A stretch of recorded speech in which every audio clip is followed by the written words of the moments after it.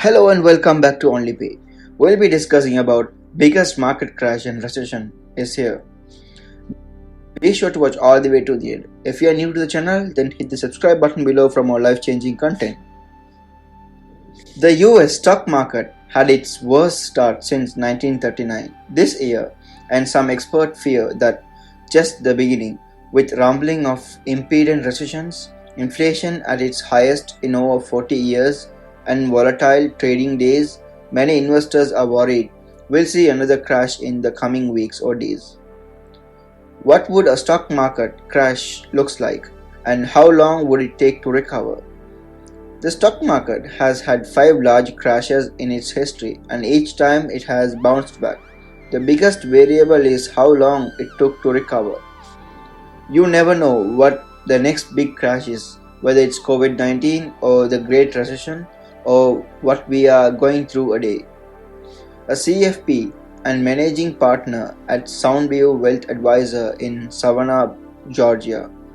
You have to always have a component of your portfolio prepared for when things get bad. So, what can investors do to prepare? We'll look back at 5 of the biggest stock market crashes in US history and how to get in financial shape in case one is on its way. What is stock market crash? A market crash is a sharp, sudden drop in stock prices which can be caused by a variety of factors. There is no set bench for what constitutes a crash. The S&P 500 is already about 18% from its all-time high in early 2022. But while the first half of the year has been a bumpy ride for investors, the 2022 S&P 500 pullback is still a far cry from the blue chip index. 34% crash in February and March 2020, or its nearly 50% crash during the financial crisis in 2008-2009.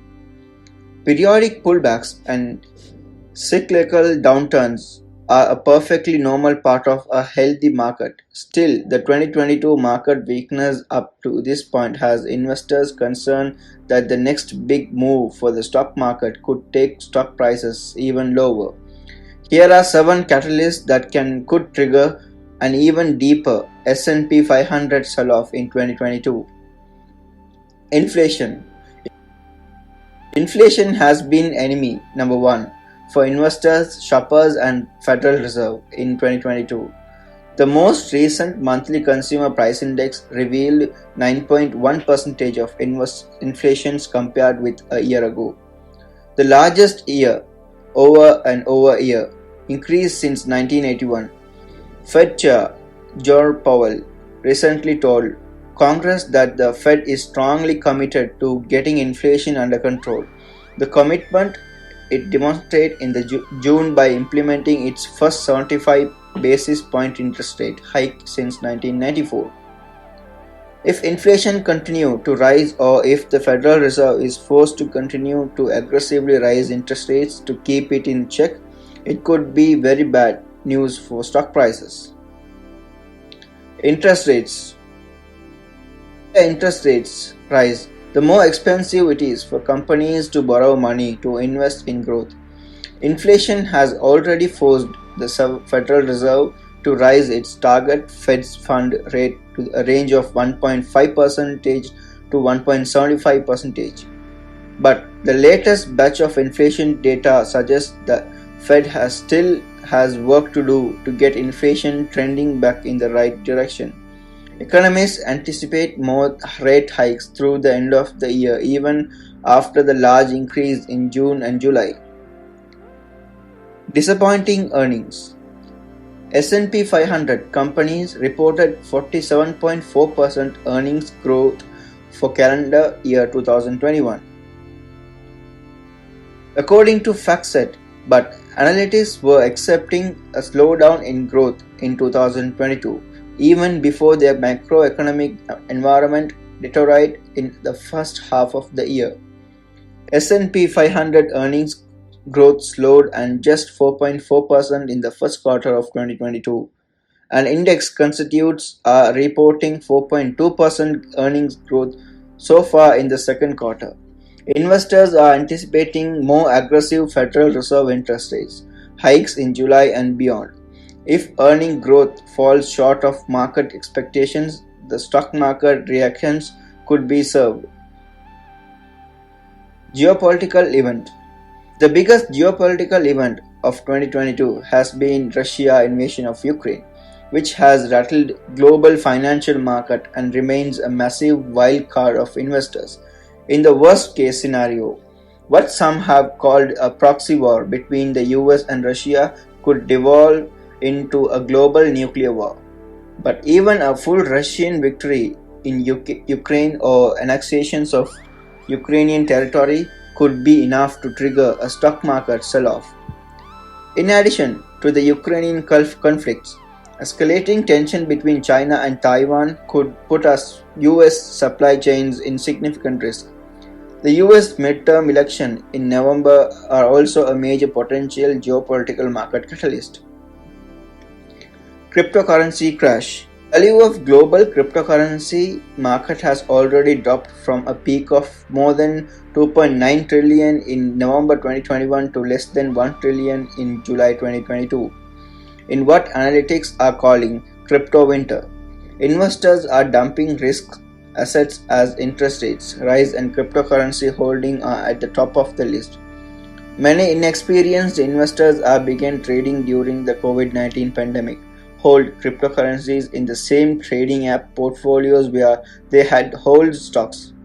Inexperienced traders often sell relative winners in the portfolio and double down on losers.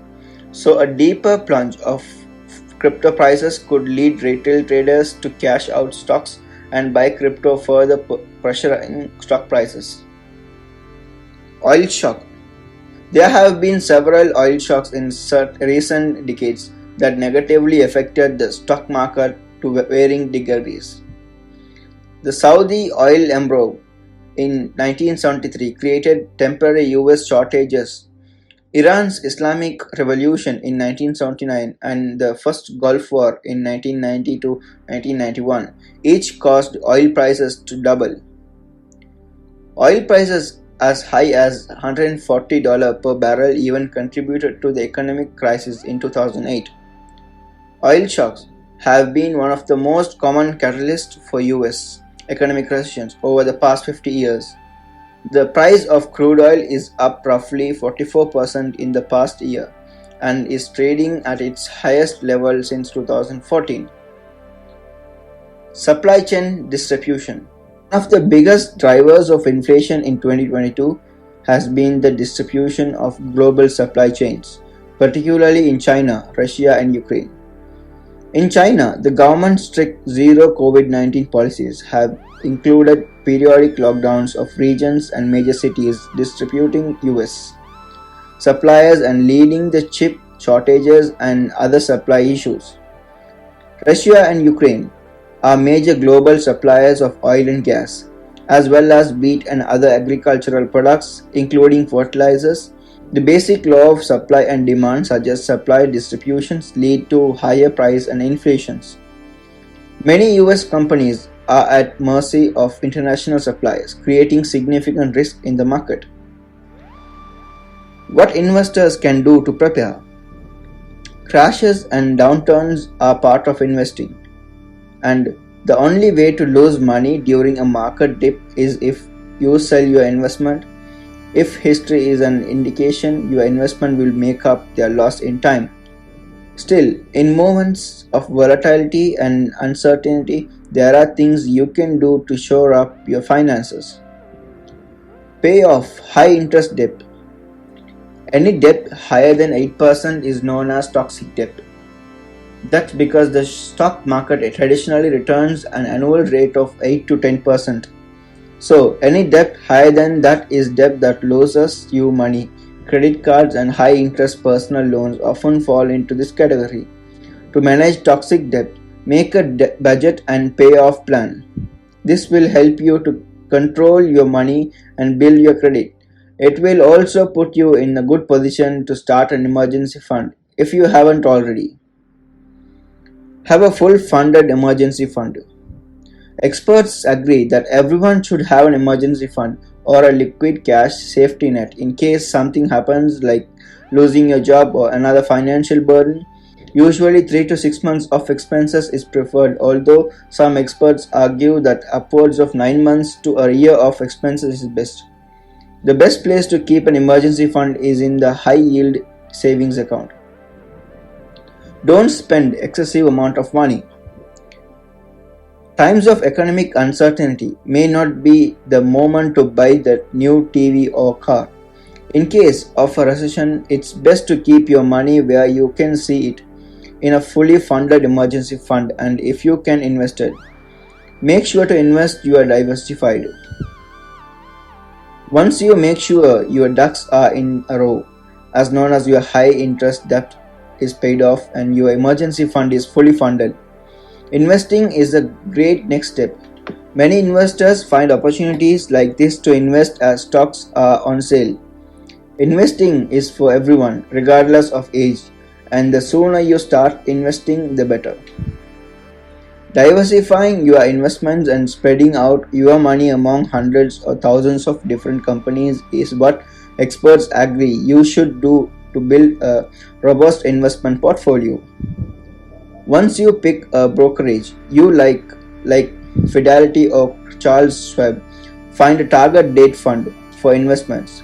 Target date fund takes us guesswork out of investing and adjusts your risk tolerance based on your age. Index funds are great options too. These funds track the overall market or a particular type of stock. Keep dollar cost average or putting the same amount of money into your account every month to keep a steady stream of money going to your investment account.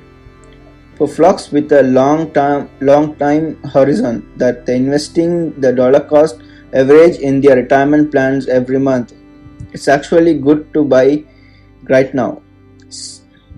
The best way to cope with the market starts to go down is stick to your plan. Remember why you are investing and follow your regular investment schedule.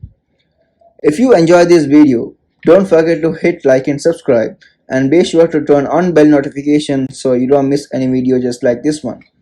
Please give us your thoughts in the comments below, and we'll see you in the next one. Thanks for watching.